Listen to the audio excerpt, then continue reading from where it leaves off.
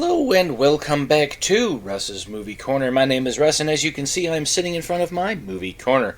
I have my Armor of God t-shirt on, my King of Kings movie right next to me, and judging by the frame around me, we are back taking down Inspiring Philosophy's Top 10 Biblical Problems for Young Earth Creationism. It's been a couple weeks since I did a video on Inspiring Philosophy, so kind of watched about the last minute of this just to kind of pick up where we left off. When we last left off, he was talking about a passage that was being used in I think it was like Jeremiah or Isaiah, where they were talking about what was going to happen during the battle when the Babylonians were going to come in and attack the Israelite nation. And so he was trying to say that, it was kind of like a reverse of what was going on in Genesis chapter 1, and so there was this big to-do about, things and how, because this portion over here is kind of a reverse of what was going on over here, then that means that Genesis chapter 1 couldn't be a literal six-day creation. And it just seemed to me like he just completely missed what was going on in that prophetic vision, because it was a vision about what was going to happen to the Israelite nation when the Babylonians entered into the thing. That's what he was describing. He was describing the scorched earth policy that the Babylonians actually did. And for that, you just check out the last couple of chapters of 2 Kings. They literally came in, smashed the entire thing, burned cities to the ground, took most of the people away to Babylon, and then left just a few people that they couldn't be bothered with. So, without any further ado, let's jump right back into this video, and then we'll just kind of stop it and answer it as we continue on. Genesis 1:14-19. The most popular objection used against young earth creationism is the fact that nights and days exist before the sun, which is created on day 4. Days and nights cannot exist without the earth rotating and moving around the sun. Young earth believers often reply by suggesting maybe there was another light source, or they will argue that God made the light on day 1 and then gathered it together into the sun on day 4. God is the light, Inspiring Philosophy. Oh, I'm sorry, was that supposed to be some massive revelation? Because if you read the book of Revelation, that's exactly what's going to happen. When the New Jerusalem comes down, God is the light. Okay? There will be no need for night or day because the Lord just gives light. Okay? So, yeah, you can absolutely, God can be the light. Okay? And besides, what is a day? A day is a literal 24-hour period. That's it. It doesn't matter if there's night or day. It's a 24-hour period. That's it. That's all a day is. Okay? So let's look at 14 through 19. Okay? And God said, "Let there be lights in the expanse of the heavens to separate the day from the night, and let them be for signs and for seasons and for days and for years, and let them be lights in the expanse of the heavens to give light upon the earth." And it was so. God made the two great lights, the greater light to rule the day, and the lesser light to rule the night and the stars. And God set them in the expanse of the heavens to give light on the earth, to rule over the day and over the night, to separate the light from the darkness. And God saw that it was good. And there was evening and there was morning, the fourth day. So again, a day is just a literal 24-hour period. Okay? Sure, we keep track of that 24-hour period by looking at when the sun rises and when the sun sets. But the fact of the matter is that the day, our day, is literally from midnight to 11:59 p.m. Okay? That's our day. Again, was that supposed to be some shocking revelation? It's a 24-hour period, son. Okay? That's all it is. Like I said, we judge the passage of time. God doesn't have to do that. God is God. Okay? And if he told Moses, because he's outside of time, space, and matter, which is why he was able to create the universe, Okay? If he's outside of time, space, and matter, he's putting the creation of the world into terms that Moses can understand. Okay? It's not that, there's been debates. It's, because, over here in 2 Peter it says, days are like 1,000 years and 1,000 years is like a day. And then there are some people that believe that evolution happened, so there was billions of years. There's a gap theory in there. And it's all bunk, but there are people that believe that kind of crap. Okay? But the day, the word for day in the Hebrew, okay, is a literal 24-hour period. So if we get out our handy-dandy thing here,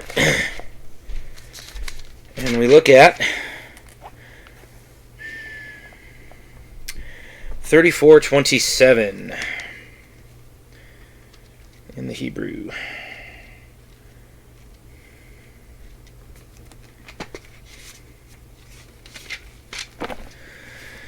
$34.27 is Yom, day, 24 hours, daytime in contrast to night. By extension, an indefinite period of time, an era, and certain characteristics such as the day of the Lord and the prophetic on that day. Okay? So yeah, literally in that context, the day is a literal 24-hour period. That's the Hebrew for that. And you can look it up in Strong's, because the King James Version says day. Okay? Now, if you want, okay, we can look back at Genesis 1:5, because apparently this guy doesn't know what the hell's going on because he's never actually read the Bible. Okay? Genesis 1:3. And God said, "Let there be light," and there was light. And God saw that the light was good. And God separated the light from the darkness. God called the light day, and the darkness he called night. And there was evening and there was morning the first day. Oh, I'm sorry. Did you fail to read Genesis chapter 1? I'm thinking you did. Because it's literally right there. In verses 3 through 5. Right there. God himself, okay, created the light before he created the sun. He separated the light into two parts, the sun and the moon. Okay?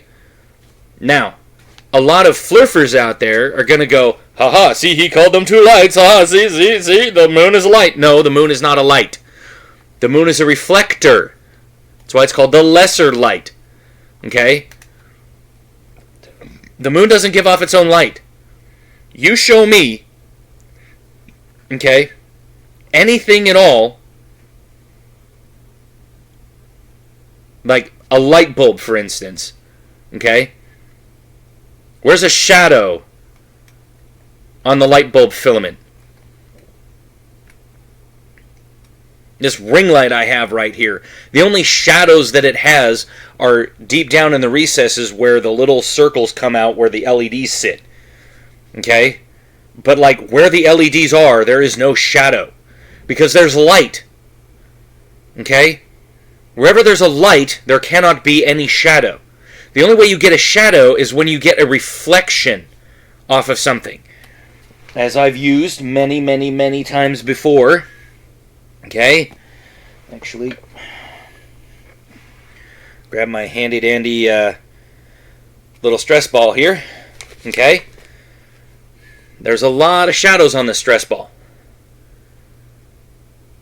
Okay? There's a shadow on the backside over here. Okay? There's a shadow that kind of comes along the seam where there's a little bit of a crack. If I were to gouge out certain parts of this, okay, and then start to rotate it, you'd start to see that there's like shadows. Okay? That's the point, folks. The moon is a giant rock. Okay? And if you've ever seen, and I know a lot of people are going to go, what? I thought you hated that movie. If you've ever seen this movie, you'll know that one of the hardest things that they had to do, okay, was animating the planet of the aliens that came to Earth. Okay, their spirits came to Earth, but a chunk of their planet got thrown into space, and it landed on Earth. And one of the things that they had a problem with is in the dream sequences that Aki has. This is Aki, by the way. The dream sequences that Aki has in the beginning of the movie, okay, is like they had to like go in and like artificially highlight and pick out like certain rocks to reflect light back at the camera because it didn't look right. When they went out and they started photographing certain places here on Earth that they wanted to use as a reference for this film, because that's what they did, okay? They used a lot of reference images and a lot of reference video to figure out how in the hell does this crap work? Because this movie's completely CGI, okay? And so they realized that to get the amount of shadows perfect, they had to also set specular highlighting, okay? Which is little tiny facets of rocks that reflect a certain amount of light into the viewer's eyes. And one of their references was the moon. You can actually watch this documentary that's on here, okay? And you'll see them talk about that kind of stuff. That they used a lot of their knowledge to try to figure this crap out because they had to be able to do that, okay? So no, the moon is not its own light. The moon is a rock that reflects light off the sun. It's one of the reasons why I've asked flurfers a number of times, and I've never gotten an answer to this. How are moon phases working? If the moon and the earth are above a flat disk and they're doing this, or you have the moon and the sun, okay, are doing this, we would never see a full moon. We would see probably a half moon, okay, at the most, but we would never see a full moon. The only reason that we see a full moon is because where we are in three-dimensional space and where the moon is and where the sun is, okay, if I go back to my stress ball example, okay, if I have the stress ball, if the moon is back here, okay, and it's a little bit high, right, if I'm standing up here, I can see it, the full face of the moon, okay, and if I come around to here, okay, I can't see this side of it. That's a new moon, okay? So if the moon and the sun were doing this, okay, here, I'll use these two stress balls as an example, okay? If I have these two, and this is the sun and this is the moon, and they're doing this, okay, there would never be a new moon. There would never be a full moon. We from the bottom would only ever see half of this illuminated, okay? We would never see a full moon unless it was like way off in the distance to where we could actually see the full face of it. Okay? And I've asked flurfers to do that. So flurfers, don't even start with me. I'm done with that kind of crap. Okay? But back to Inspiring Philosophy's point, he doesn't seem to understand that God is the light. It explains that very clearly, that God is light. Okay? In the Bible, all through the Bible, God is light.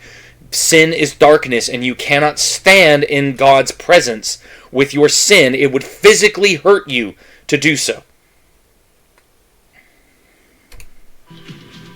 But this seems unlikely, since Genesis 1 talks about the sun and the moon being created together as lights, and the composition of the moon is not the same as the sun. You cannot gather light together to make the moon. It only reflects light from the sun. I just explained that. Were you not listening? Doesn't appear that you were. Okay? I just explained that.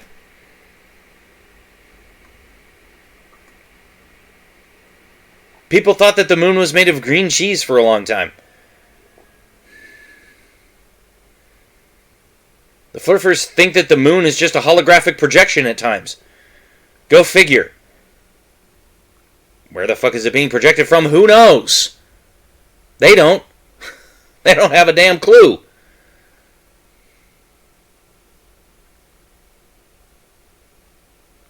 But it can be a lesser light because it's reflecting light from the sun. Now, the only problem with his graphic on screen right here is that he has two primary suns. He's got a light coming in, okay? From right above my head, he's got a light coming in, and then he's got a light right above me in the background. That's not possible, folks. Where the light is in the background would be lighting the earth as such that you would only ever see a crescent of it. Same with the moon. The hell kind of graphic is this? Out of all the frickin' animations that you could possibly choose, this is the one you went with? And you wonder why the flurfers laugh at us. Dude, do better. Get something that actually represents what's going on. Also, you just cannot separate the sun into pieces and have the same resulting chemistry necessary to provide sunlight for plants, supposedly created on day 3. No, you can. Because again, okay, so let's go back to day 3. And God said, this is starting in verse 11, okay, through 13, and God said, let the earth sprout vegetation, plants yielding seed, and fruit trees bearing fruit, in which is their seed, each according to its kind, on the earth. And it was so. And the earth brought forth vegetation, plants yielding seed according to their own kinds, and trees bearing fruit, in which is their seed, each according to its kind. And God saw that it was good, and there was evening, and there was morning, the third day. So, literally, what do we have there? Before he creates the sun, we only have 24 hours, and half of that would have been a day, or would have been night, where the plants don't friggin' grow. Do you not understand how plants work at night? What kind of an idiot is this guy? Has he ever passed a science class in his life? Plants can't do photosynthesis at night, dude. They don't do photosynthesis at night. They close up. And besides, God being light, as he creates those plants, that's how they would have flowered up a little bit. They probably would have sprouted up out of the ground, absorbed some sunlight, some CO2, and then went dormant overnight, and then God created the sun and the moon. It's very simple. Anyone with even a just elementary earth science education could figure that crap out. I mean, did this guy ever take those little Dixie cups and then plant a seed in it, and then they stuck it in the window of the classroom? And then you'd literally leave it there for 2 or 3 weeks, and then after it sprouted, because you'd watch it every day as it kind of grew towards the sun, and then eventually your teacher would say, here, take this home, and you take it home, and your parents would go, look what I did in school the last couple weeks, we've been growing this plant, and your parents were like, oh, that's cool. And then you keep it alive, you pour some water in it, you keep it on the windowsill to give it some sun, because it needs sun for photosynthesis, something that this guy clearly doesn't understand, because half of that day would have been night, when it wouldn't have been growing anyway.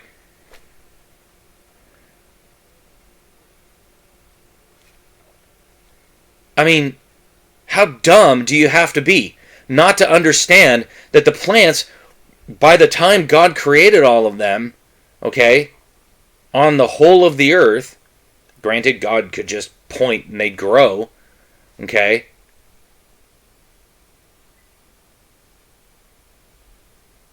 but, God spoke it into existence, they grew up out of the ground. They didn't need to sit there for thousands or millions of years with no sun. Kind of an idiot are you? It's a rhetorical question. Okay? It is. Because at this point, this guy has no clue what's going on. Because he seems to think that a day is 10,000 years or something. It's not. A day is a literal 24-hour period.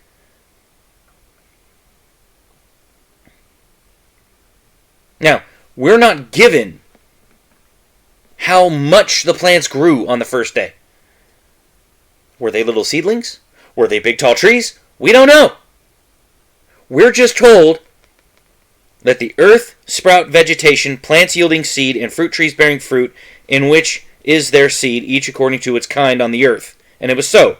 The earth brought forth vegetation, plants yielding seed according to their own kinds, and trees bearing fruit, in which is their seed, each according to its kind. And God saw that it was good. And there was evening and there was morning the third day. So we're not given like a whole bunch of detail on how big these trees and plants were. Or even flowers, or even anything else. We're not given all of that information. We're just given the basics. And the inference here from IP is that, oh, this just has to be that these things sat around for ages waiting for sunlight when there was clearly light in day one. Because God is that light. Yes, God said, let there be light. He is the light. Okay? When he came into this universe, he cloaked his light. Then he said, let there be light, and he opened his cloak to release the light. Before there was even an earth. Okay?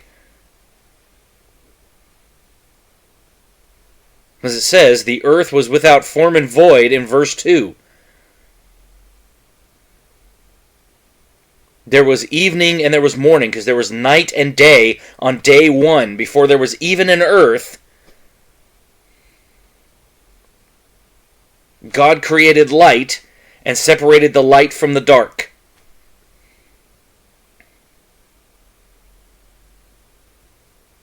So again, this guy has no business telling anyone what anything says in the Bible because he hasn't read it. And most people are going to come down into my comment section and go, well, of course he's read the Bible. He's literally reading from the Bible when he does it. No, he's not. He hasn't read the Bible. He's cherry-picking verses out of the Bible. That's not reading the Bible. Reading the Bible is sitting down and reading the passage in its context. And if you can't understand that, then you have no business trying to tell us Christians what is and isn't in the Bible. Sorry. Ain't gonna happen. This whole response from Young Earth Creationists is simply contrived and ad hoc. No, it's not. A more likely explanation is the sun and moon are just elected to serve as signs for seasons and for days and years, instead of being materially created. And this is what Genesis 1 is actually saying. What? So the sun doesn't exist? Is that what you're trying to say? There is no sun out there? The Parker Solar Probe is just orbiting nothing? That the moon isn't really there? What are you, a fluffer now? The hell you talking, boy? I'm dead serious.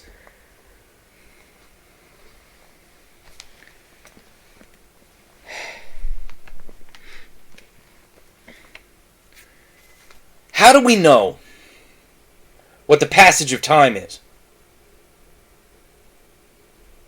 How do we know? And don't tell me your watch. Don't tell me your cell phone. Tell me, how do you know when is it morning, when is it evening, when is it nighttime? How do you know? Does the sun rise in the east and set in the west? What causes that? The rotation of the earth. How do we know how many days there are in a month? Ever thought of that? The moon. So the moon takes 28 days to orbit the earth. Oh, I'm sorry, was that supposed to be some big revelation? Freaking elementary earth science! This guy doesn't even know!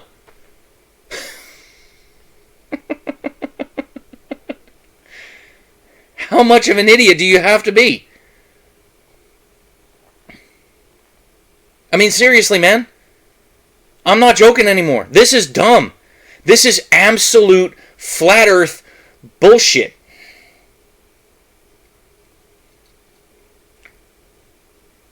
It has absolutely no bearing on real life. Because the sun and the moon are there. They're moving through space just like we are. Okay? We're orbiting the sun. Okay? And we're spinning. 15 degree per hour drift. Remember Bob Nodalla, R.A.P.? Okay? He proved it.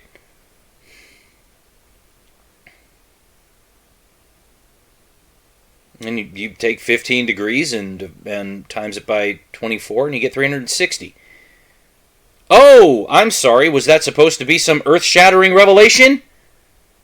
360 degree rotation in a day? Oh, gee, almost like God knew what he was doing.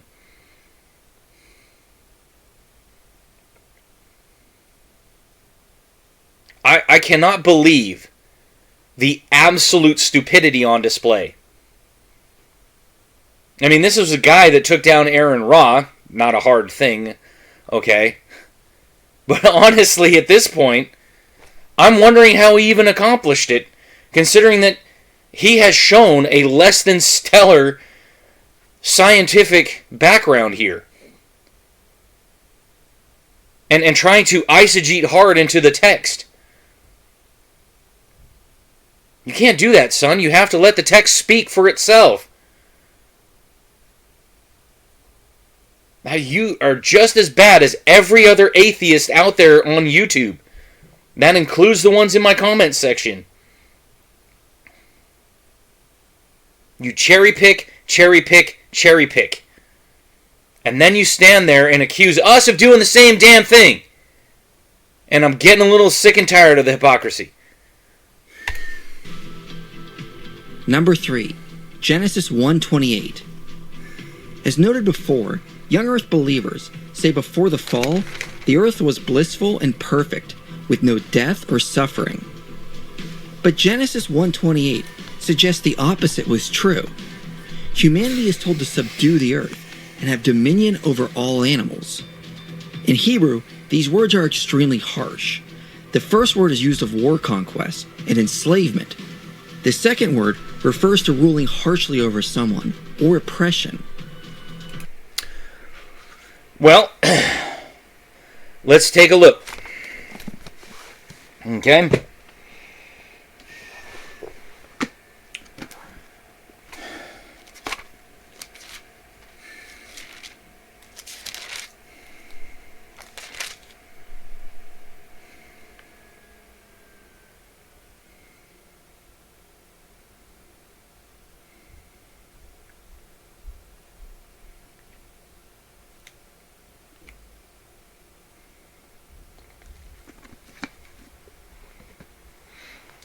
Okay. Let's take a look here at subdue.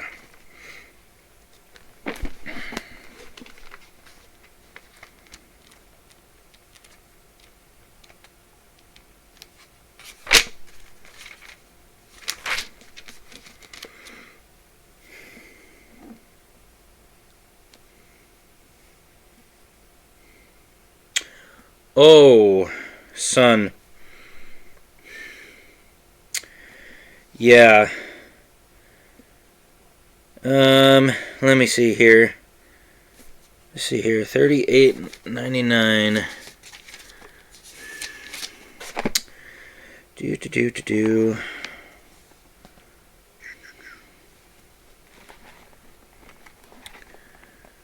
So it just says Kibas, to subdue, overcome, enslave, be subdued, be subject, be brought under control. To subdue, subdue, subjugate. Is subdued, been enslaved, won. Enslaved, forced, won. So, like, literally, it's just, yeah. It's only translated subdue once, which is in 128, which is in Genesis 128.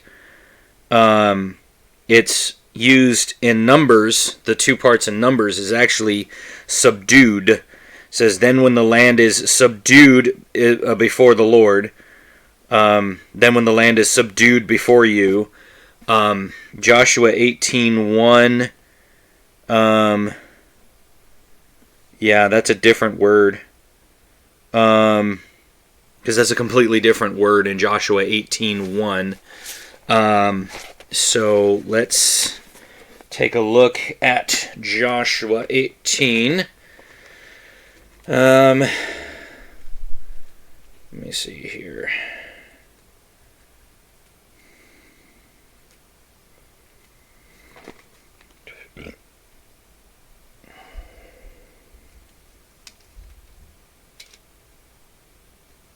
Brought under their control. That's not the same thing. Yeah. Be brought under control, which is like only translated once at that point. 2 Samuel 18:11, which is, or 8:11, sorry, not 18, 8:11. Yeah. And gold from all the nations he had subdued. So that was when David was out, beating back some people. 1 Chronicles 22:18.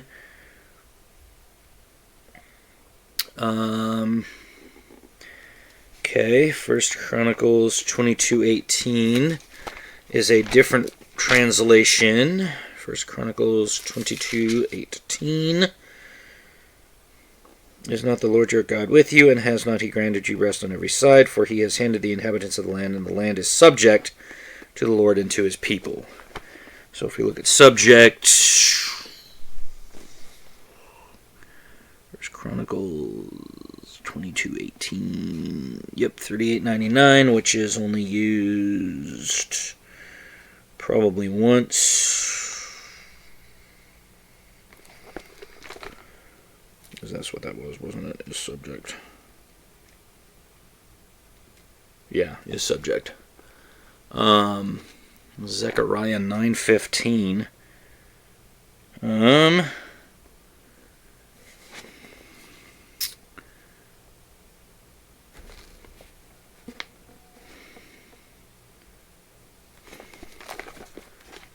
let's take a look.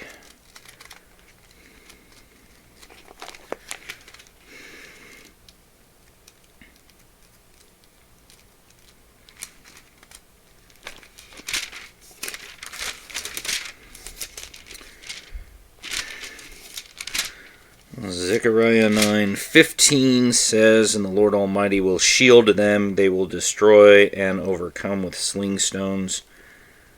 So is that the one they're talking about? Is overcome? Yeah. So it looks like it's overcome, yep, which is only translated once. Let me see. 2 Chronicles 28:10. 2 Chronicles 28:10. 2 Chronicles 28:10. Let's see here.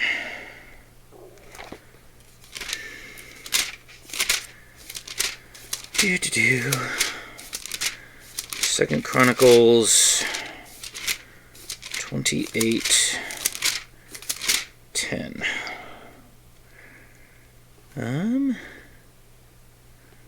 Intend to make the men and women of Judah and Jerusalem your slaves.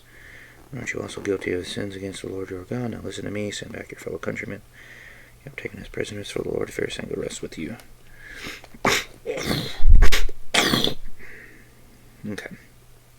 So that, I think, was when there was the divided kingdom. at that point, which is Israel and them have some different things. And so basically, when it talks about, I mean, we can take a look at it, but I'm pretty sure.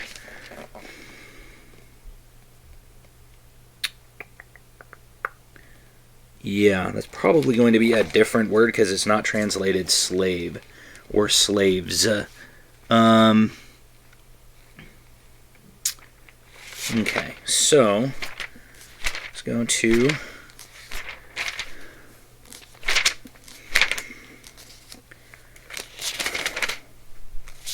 let's see here. Slaves. Second Chronicles.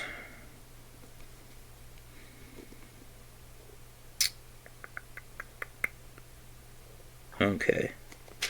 So it has to be in concert with,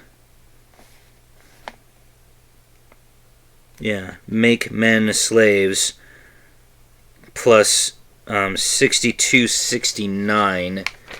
6269 being, let's see here, 6269 is a bed, which is also used with compound proper names. Servant, slave, attendant, indentured servants, and owned slaves had varying levels of status and responsibilities.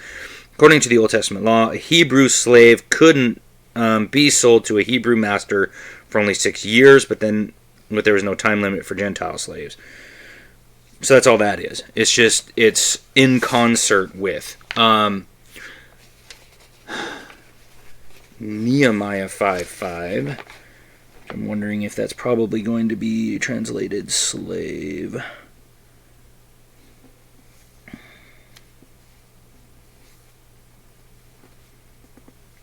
Yeah, that's 6269, which is actually a completely different word. So that one actually has no business being here. Let me see here. 6269.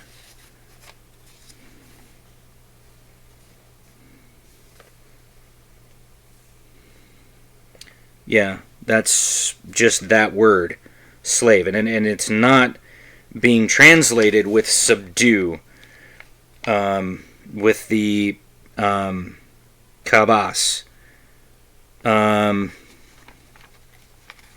So that one, that Nehemiah reference is not referencing the same thing. Jeremiah 34.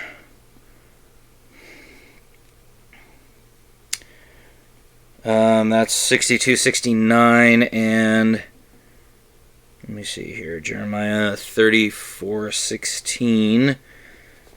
Yep.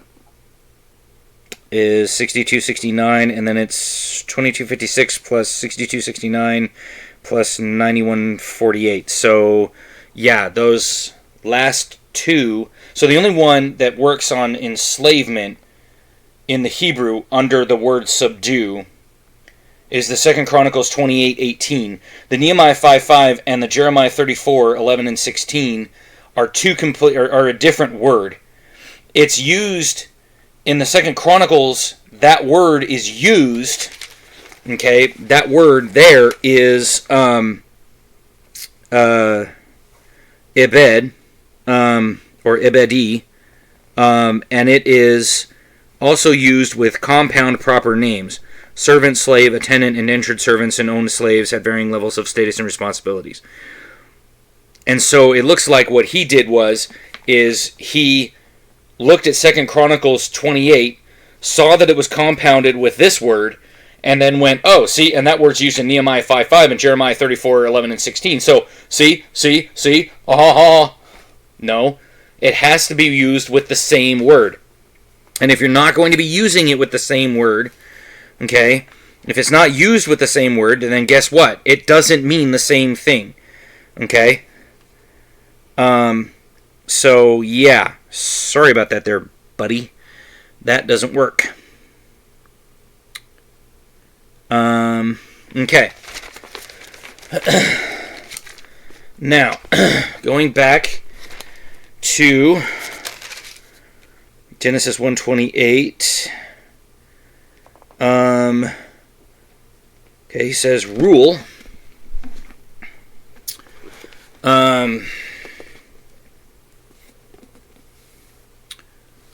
Let's see here. We will go to we'll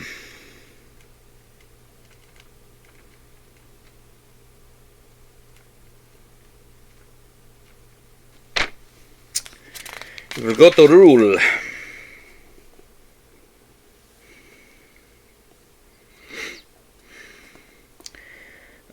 AD 97. Let's see here. AD 97, which is Rada, to rule over, to cause, to dominate, rule, ruled, officials, directed, leading, rule over, ruler, subdued, subdues, trample the grapes. Okay, this means to rule over, or to cause to dominate.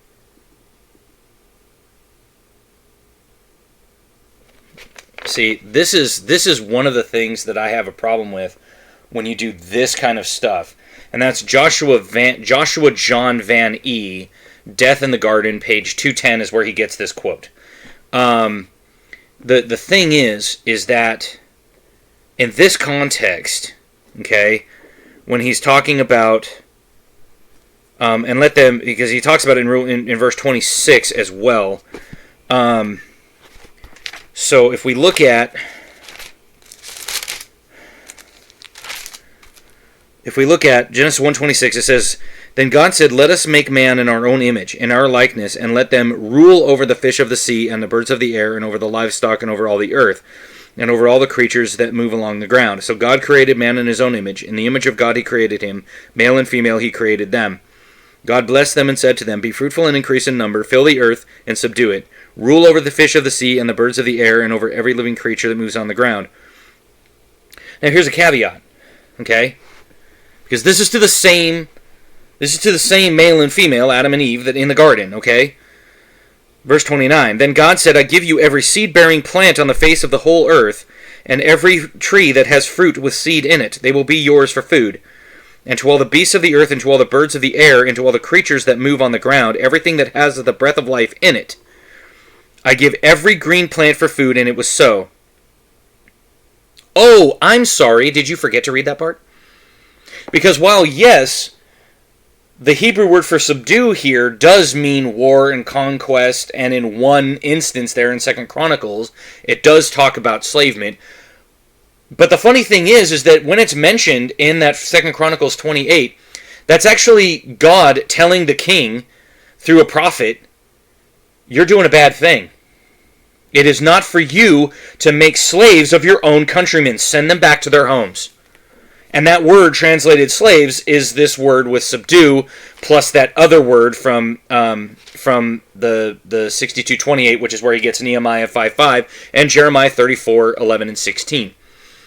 Okay?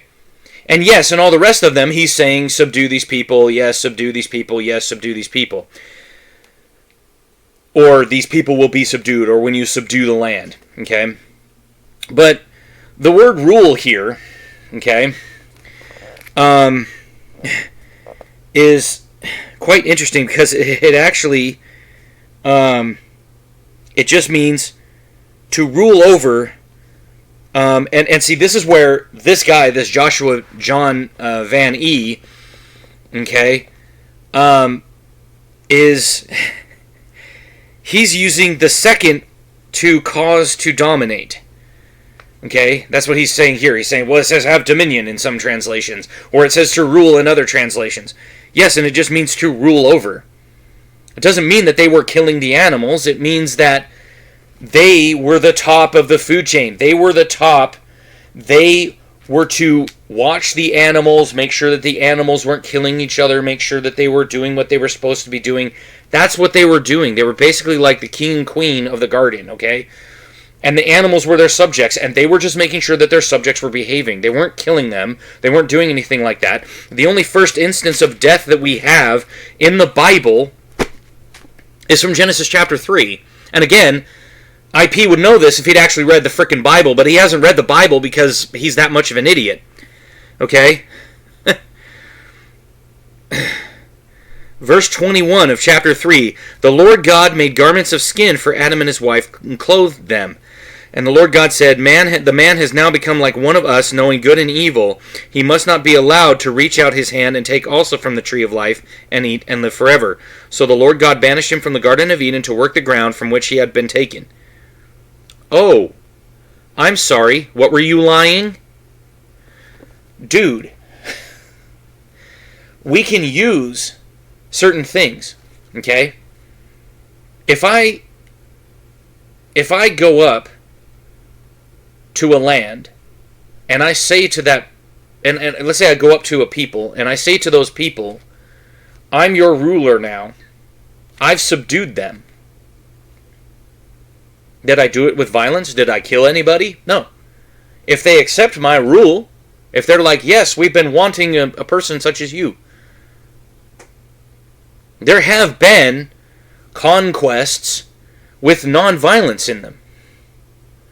This guy just seems to think that because in certain passages where God is talking about going in and subduing the land of Canaan, okay, or Joshua going in and subduing the land, or, you know, in 2 Samuel 18 when David had conquered his enemies, he seems to think that that's all that this is. It's like it's just, oh, he's doing this whole thing.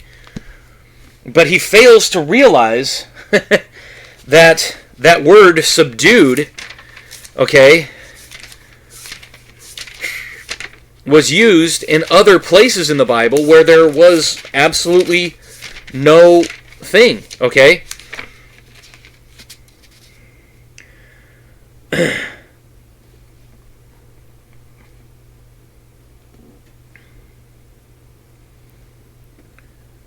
Because there were parts where, like, because there's also subjected, okay, or subjects, where the land, where, you know, God said, if you're going to these cities and you send a proposal of peace, if they accept that proposal of peace, they will be your subjects. Is that a violent conquest? No, it's a very peaceful conquest. So obviously, and it's the same word being used in those cases. Okay?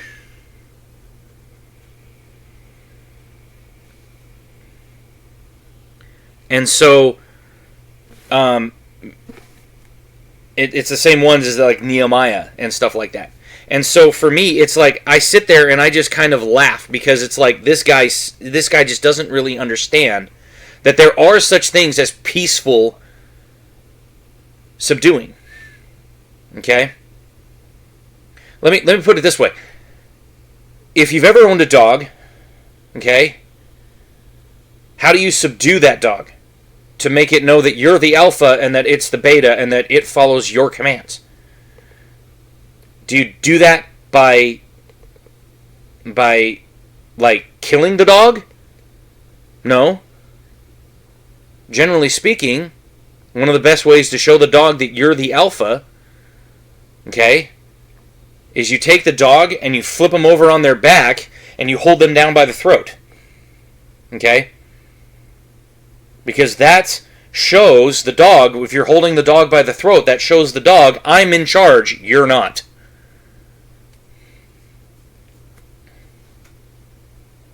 That's not a violent thing. It's just showing, because that's how dogs would do it in a pack. That's how the alpha becomes the alpha. Is they'll either step on the dog's throat or they will put their mouth around the other dog's throat as a sign of aggression by saying, I'm in charge. They're not literally killing the dog, but they're showing the dog that it's like, you know, I'm in charge here. Okay? That's what subdue means. It means I'm in charge here. So, yeah. And it doesn't necessarily mean that you're committing some oppression or injustice like this Joshua John Van E is saying. Okay?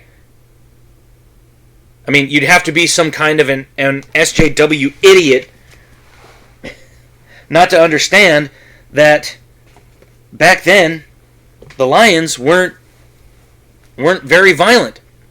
Okay? The tigers weren't very violent. The wolves weren't very violent. It wasn't until after man sinned and fell that animals started becoming violent. And so did men. So God is telling humans to make a warlike conquest on the earth. No, that's not what he's saying. He's saying subdue the earth. He's not saying go out and kill every single animal you find. What would be the point? There wouldn't be any animals to propagate, you moron. Literally. Are you stupid? Yes. The answer is yes. Because it needs subdued, implying the earth wasn't perfect, and humanity. No, dude. Because again, you didn't even read the next passage. The literal next verse tells you that both the animals and the humans ate plants, not each other. You see, this is the problem with 21st century thinking in a fallen world, trying to think back to Genesis and going, well, gee, bears and tigers and all these things, well, they eat humans and we kill them, and so the Lord is saying go out and kill them, so how in the world could this possibly be? Because they didn't eat meat, you moron. Again, was that supposed to be some mind-blowing revelation? Well, no, it wouldn't have been a mind-blowing revelation had you actually read the text. Like the rest of us do. But you don't, because you don't know what the text actually says. Because literally in verse 29 and 30, he says, and God said, behold, I have given you every plant yielding seed. And this is right after he tells the man to go subdue the earth and rule over it. He literally says, I've given for you every plant. So they were not killing things. They weren't. The first documented death is in Genesis chapter 3. At the very end, that's when, after God pronounces judgment on Adam and Eve and the serpent, that's when he says, oh, here you go. This is your thing. Was elected to transform the earth into a better place. But to do that meant tackling the harsh environments forcefully. No, it didn't. The scholar Joshua John Van E notes the use of the second word for ruling over the animals seems to suggest humans had the right to use animals for any purpose. And where's he getting this from? Huh? Where's he getting this from?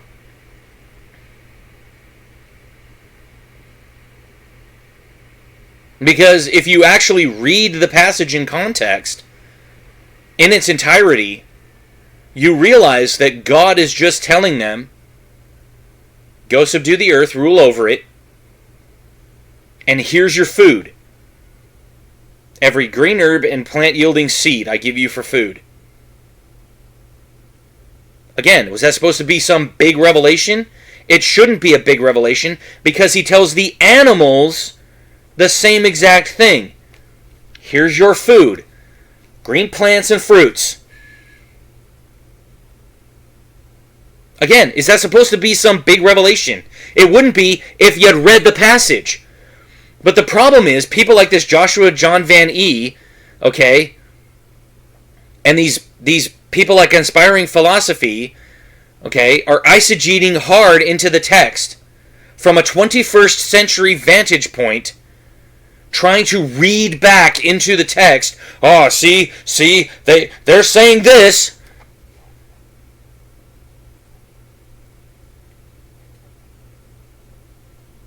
What if we've been using dogs for years to help herd sheep?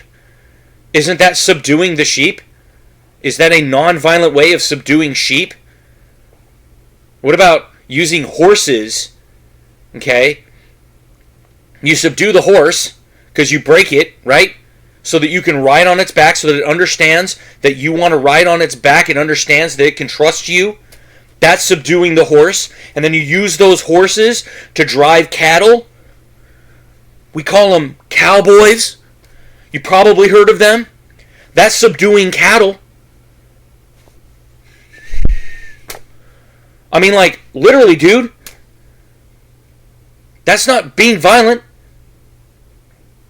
I can't understand.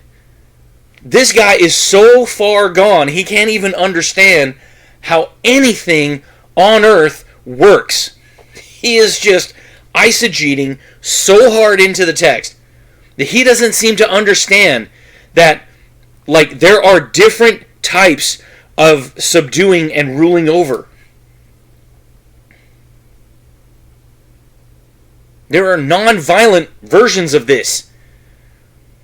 But this guy seems to think that it's all, you gotta do this. See? This Joshua John Van E. scholar, man, he knows what he's talking about. Because he's eisegeting into the text. Exactly what I think. That's what Inspiring Philosophy is saying. They focus on gaining and exerting authority over one another, a call to conquest and dominion. In them, humans are granted permission to use animals for their purposes. Yeah, and? We weren't eating them. In fact, the first mention of actually eating animals, actually being okay to eat animals, okay, was in Genesis chapter 9 after the flood. When God is giving his promise to Noah, he says, spread forth over the earth, okay, subdue it, multiply, spread out, multiply, replenish the earth, go forth, and you can also now eat animals.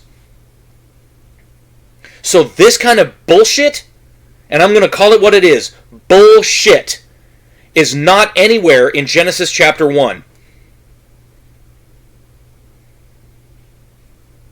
Because we weren't doing that. It was plant-based diet up until the flood. And after the flood, because plants would have had to have time to regrow on the earth and do all that kind of stuff, God said, eat animals. You can now eat animals. And we've been doing it ever since. And there are some people that don't want to eat animals, and that's fine.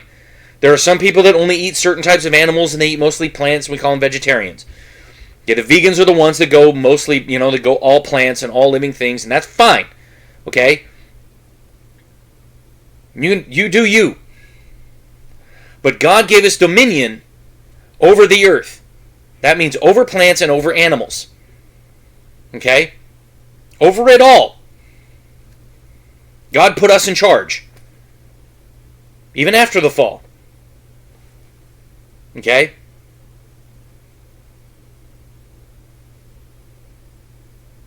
And even after the flood, he gave Noah dominion over the earth and over the animals.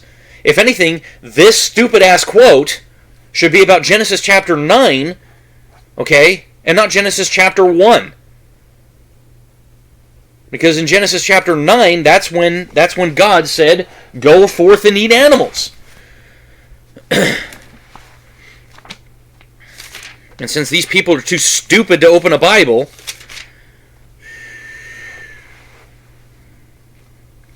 it's actually Genesis chapter 8. Okay?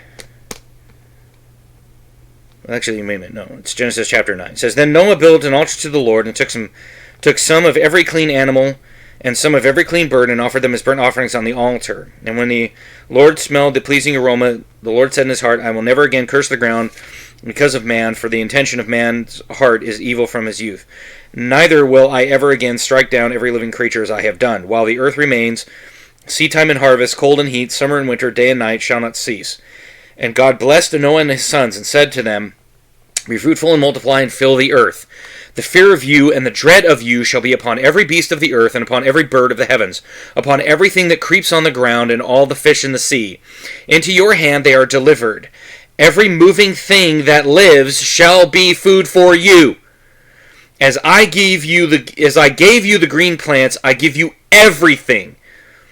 But you shall not eat the flesh with its life, that is the blood.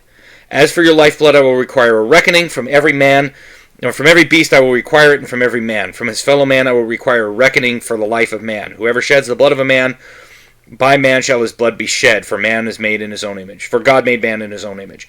And you, be fruitful and multiply, increasing it greatly on the earth, and multiply in it.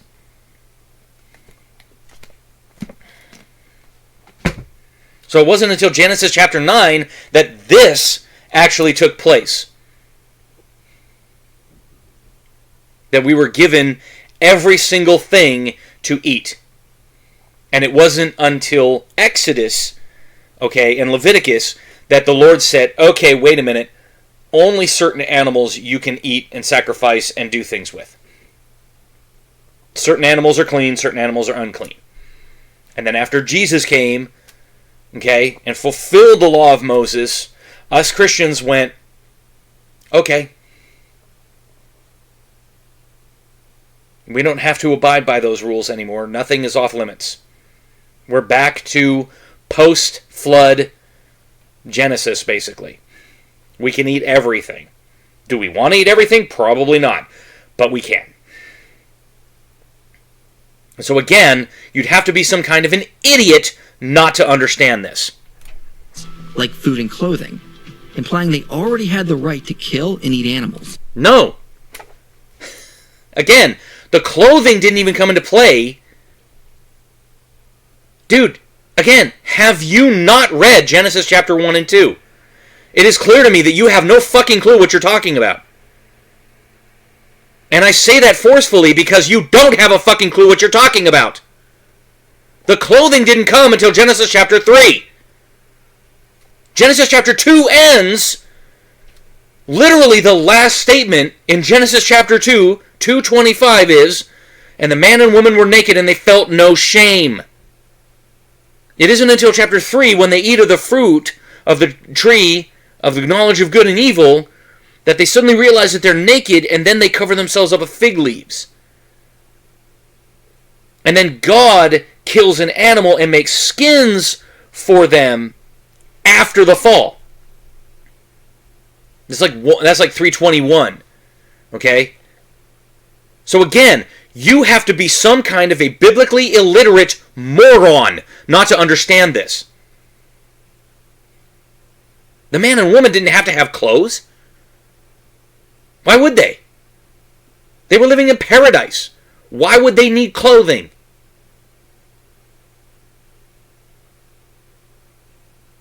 In fact, the first mention of snow in the Bible isn't until after the flood. So no, they wouldn't have needed clothing like this. Okay? This is post-flood. This picture right here is post-flood. This has nothing to do with Genesis chapter 1 or 2. And it doesn't even happen until Genesis chapter 3. I read that. So again, you'd have to be some kind of a biblically illiterate moron not to understand this. And man, I thought Deconversion Zone was bad. And I said he was the worst. And I compared him to Inspiring Philosophy. But now I'm thinking Inspiring Philosophy is actually the most biblically illiterate person on the planet. And that is really saying something. And I'm going to ask this again. How sharp is your sword? As a Christian, how sharp is your sword? Because if I'm owning him this hard, on this point, I mean, honestly, dude, this is stupid at this point. Absolutely idiotic at this point. That you are so far off base. You are taking a picture about it looks like this was, probably on the Black Sea, okay? Kind of like Dark Ages time frame, okay? Back when people were making leather and using straw for huts and moving around. And you're using this to try to say that this is what the Garden of Eden was like, when there were only 2 people in the Garden of Eden, not a whole host of people. Because Cain and Abel weren't born until Genesis chapter 4 after the fall. The man and woman were by themselves in the garden. Eve didn't have any children. Okay? It is implied that man and woman were made, and within a short amount of time, they sinned, and they were cast out of the garden, and then that's when Adam lay with his wife. So again, you'd have to be some kind of a biblically illiterate moron to think that this is what the Garden of Eden was like. Because it wasn't.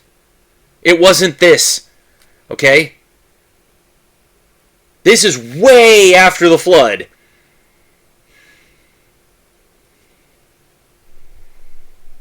Alright, a little bit more and then we'll call it an episode. But this means the command from God implies the earth was not a perfect, blissful creation. Instead, this verse implies the earth was chaotic and needed order brought to it. Nope. Because again, you're not reading it in context. You're cherry-picking verses and you're eisegeting into them. You have no idea what this verse is actually saying. Because you are pulling it out and you are eisegeting your own worldview into it. Implying, oh, it was supposedly chaotic. No, it wasn't. Because again, there are non-violent subduing. There are examples of that in everyday life and in the Bible. So no, it doesn't imply that this was some chaotic thing.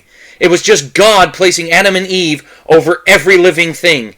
That's it. Plants and animals. Notice he says, fill the earth. That's implying that there was only 2 of them at that time. Not a whole host of humans, just 2 of them. Like it says in the Bible, if you bothered to read it. But he doesn't.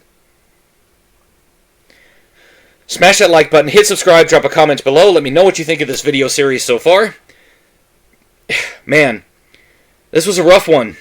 It was. I mean, this guy clearly has no idea what the Bible says. And I feel sorry for him, I really do. You know? Because it's people like him that will say that us Christians are the ones that cherry-pick verses and eisegete into the text. We have no idea what we're talking about. We don't understand the Bible. And granted, there are people out there that really don't understand the Bible. Christians. That's why I ask the question every single one of these videos now. How sharp is your sword? Okay? How sharp is your sword? And again, read this book. Okay? Because even the devil knows Scripture. Matthew chapter 4. I believe it's Luke chapter 4. Okay? Temptation of Jesus. Even the devil knows Scripture. But people like this have no idea what Scripture actually says. Because they're just grabbing verses, throwing them against the wall and hoping it sticks. Because verse 29 clearly states that man was to eat plants and fruit bearing seeds. He was to eat plants, seeds, and fruit with a seed in them. Okay? That's clear from Genesis 1:29. And 1:30, God commands the animals to eat plants. So no, the earth wasn't a chaotic place. And 1:31 basically says, you know, God saw that it was good. There's evening and morning and the 6th day. And then like literally the first part of chapter 2 basically says, and he rested on the 7th. Okay? Because that's why the Sabbath is holy. He created the earth in 6 days and he took a rest on the 7th. He was showing people how they were supposed to do things. Okay? Work for 6 days and then you take a rest period. Now that doesn't mean that you don't literally do anything. It just means that you don't need to work on that day. You need to worship the Lord. You need to, go do some things with your family. You need to go do some stuff. kind of rest and recharge your batteries. Okay? Smash that like button, hit subscribe, drop a comment below. Let me know what you think of this video series so far. I know I said that already, but I'm just reiterating it. And as we say, we will see you on the next one.